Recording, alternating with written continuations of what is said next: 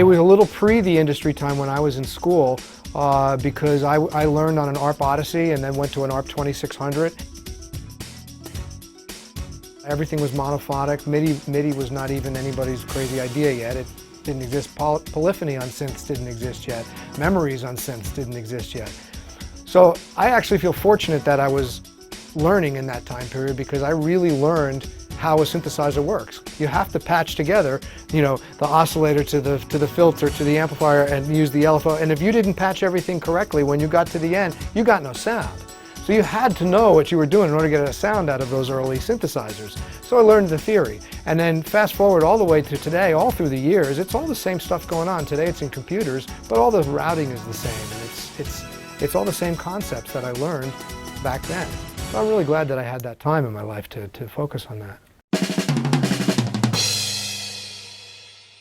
With Cyndi Lauper's audition, she was auditioning an entire band at the same time. Then I had to go and I didn't work on her record, so it was my job to replicate it. And her records were mostly keyboards, some drums and a few guitar parts here and there, but the bulk of the sound was keyboards. And I was able to replicate all of that and do a ton of parts as one guy. It was a Korg CX organ that I was using through a Leslie. And then on top of the organ I had the DX7. And then over to the side here I had a string synthesizer I was still using, an old Roland P505 it was, which is like their version of the ARP Omni, and a memory Moog. I had a KX76, which is a MIDI controller, and that was the first time ever that you could have a keyboard that made no sound. It was only a controller. And that coincided with the advent of the modules that you could rack mount that didn't have keyboards, only had the brains. So that was the beginning of that new sort of world of working. And in the rack, I had these things called MEP4s, which were MIDI event processors, and they would send program changes to everything and sort of change the whole rig and map out zones. So now I could divide the keyboards into zones and say I wanted to play just the verse over here and the chorus over here and have a different sound. And they would do that for me. And then I was able to now have a whole setup of the whole keyboard rig for each song.